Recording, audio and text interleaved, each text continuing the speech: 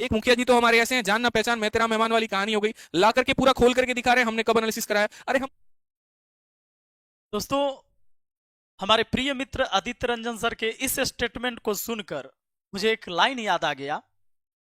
तो सर आपके लिए है, खींचे खींचे रहते हो क्यों, ध्यान किसका है, जरा बताओ तो ये इम्तिहान किसका है। हमें भुला दो, हमें भुला दो, मगर ये तो याद ही होगा उस नई सड़क पे पुराना मकान किसका है।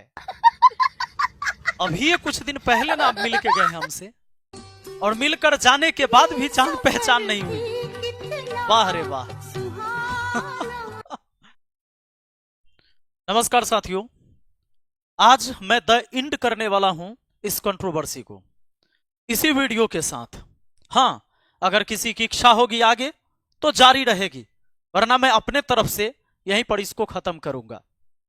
सबसे पहले ये जो कंट्रोवर्सी शुरू हुआ पेपर एनालिसिस को लेकर, रेलवे का एग्जाम हुआ, पेपर एनालिसिस टीचरों ने कराना शुरू कर दिया। मैंने एनालिसिस नहीं कराया था, हमारी 7 बजे थी, आपने देखा भी था, लाइव इवेंट लगा हुआ था। लेकिन 7 बजे से पहले रेलवे का नोटिफिकेशन आ गया कि एनालिसिस नहीं कराना है।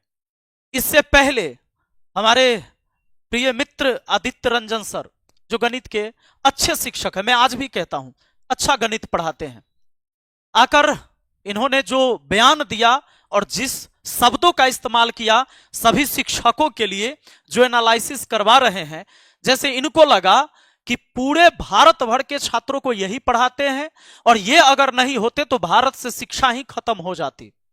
इनके जो शब्द थे, मैं 5 टॉपिक पर बात करूंगा इनके। सबसे पहला, इन्होंने कहा कि अगर कोई टीचर एनालिसिस करा रहा है तो उधेड़ दो वहीं पे, याद रखना तुमसे टीचर है। मेरा जवाब इन बच्चों से भी है यार, तुम लोग सो कहां रहे हो ये बताओ। अगर कोई टीचर एनालिसिस करा रहा ना, उधेड़ दो उसको वहीं पे। मैं बिहार से हूं, ये भी बिहार से हैं, ये दिल्ली में पढ़ाते हैं। उधेड़ देना, टीचर को उधेड़ देने का मतलब आप लोग भली भांति समझते होंगे, यानी जाओ उसको गाली दो।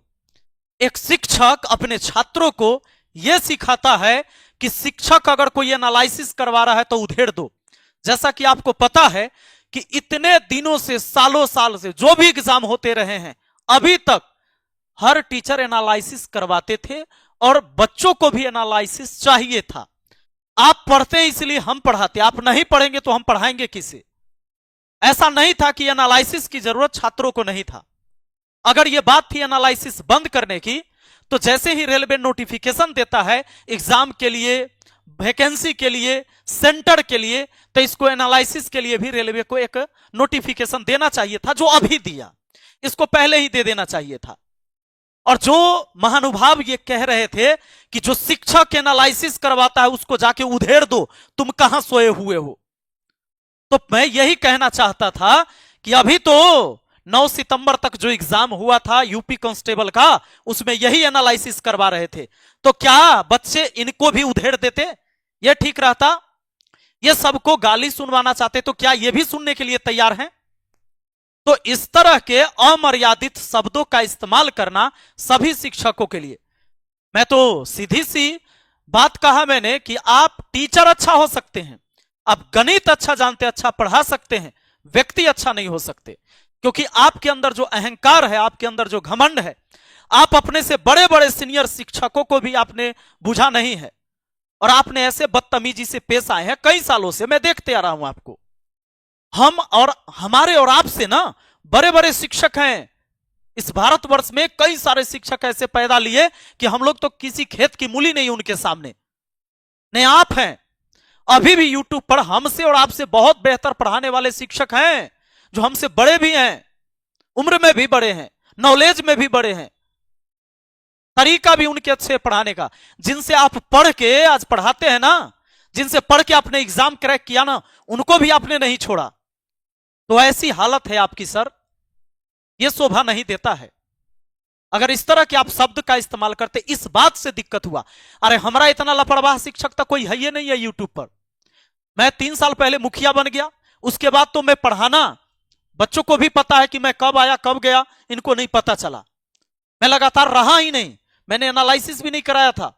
हमारा तो 7 बजे था, लेकिन किसी भी शिक्षक के लिए आप ऐसे शब्द का इस्तेमाल करेंगे तो मैं इसके खिलाफ हूं। आप कहते हैं चैनल के चक्कर में, व्यूज के चक्कर में सब आ जाते हैं एनालिसिस करवाने। आपने कहा कि 10 दिन भी कोई यूट्यूब पर नहीं पढ़ाता है और कोर्स बेचने के लिए और किताब बेचने के लिए आ जाता है। कोई पढ़ाता है या नहीं पढ़ाता है, बच्चों को पता है कि किनका कोर्स खरीदना है, किनका नहीं खरीदना है, किसका किताब खरीदना है। आप बेहतर करते हैं, आप अपने बारे में बताइए। सब खराब कर रहा है और आप ही बेहतर कर रहे हैं, यह कैसे संभव है? आप ही सबसे बेहतर हैं, यह आपको कहने की क्या जरूरत है?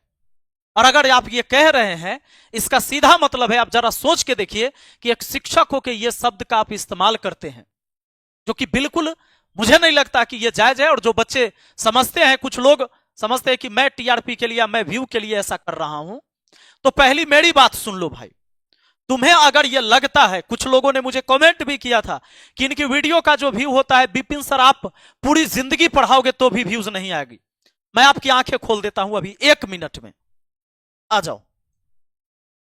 यह है रैंकर्स गुरुकुल। यह चैनल 16 जुलाई 2017 को बना था और हमारा चैनल 19 अगस्त 2017 को, यानी जुलाई के बाद अगस्त होता है, अगले महीना, लगभग 1 महीने का अंतर है। इनकी व्यू है 54,67,77,426, यानी 54 करोड़ प्लस। हमारी व्यूज देख लो, 57,61,41,991। 54 करोड़ और 57 करोड़ में लगभग 3 करोड़ का अंतर आता है। 3 करोड़ ज्यादा व्यूज है। 1 महीने बाद मेरा चैनल बना था। पूरे 13 लोग पढ़ाते हैं अकेला। मैं आपको बता दूं, 3.81 मिलियन सब्सक्राइबर हैं इनके, और इन्होंने 5300 वीडियो डाला तब उतने व्यूज कमाए। 5.55 मिलियन सब्सक्राइबर है हमारे मैथ मस्ती का, 2900 ही सिर्फ वीडियो बनाया था।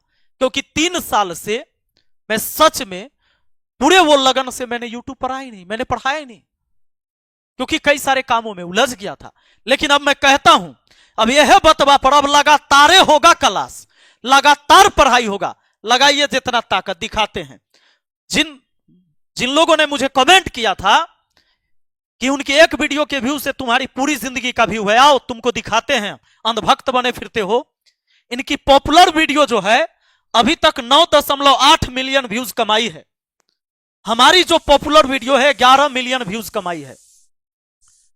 तो आंखें खोलो और गौर से देखो और सुनो। और आगे की मैं बात बता दूं।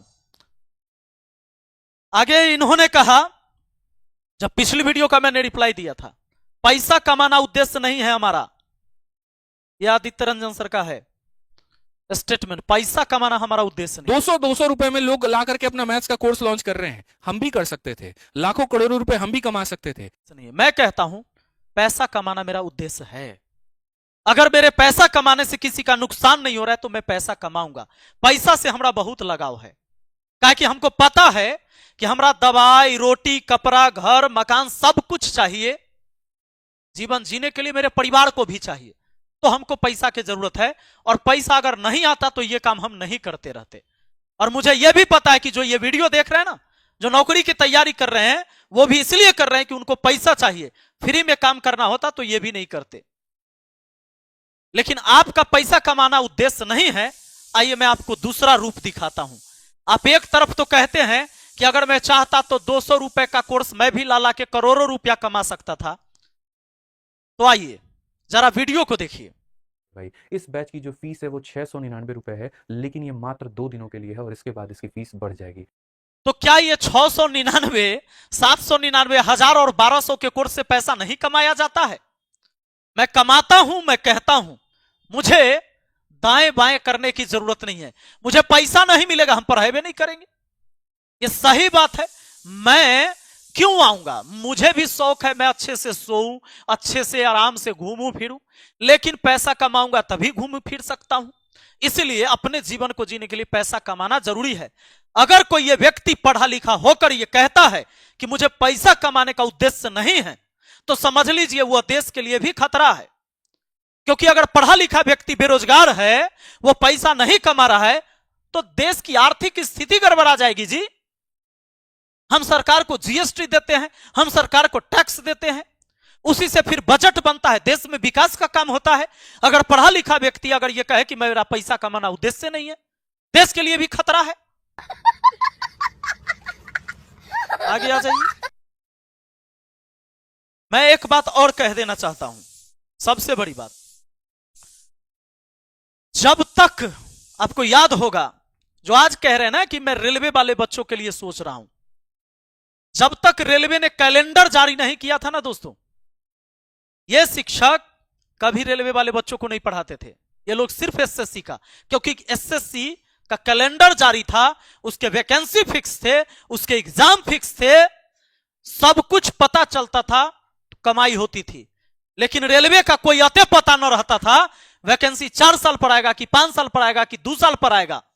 छात्रों ने लड़ा, शिक्षकों ने लड़ा, और जब ये सारी चीजें शुरू हो गई, रेलवे ने कैलेंडर जारी कर दिया, तब ये लोग रेलवे के एग्जाम के तरफ इंटर मारते हैं और ये सबको गलत कहते हैं।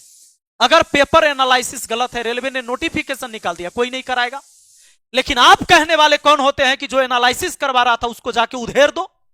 अगर शिक्षक के ऐसे शब्द हैं तो ऐसे शिक्षक के मैं हमेशा खिलाफ हूं।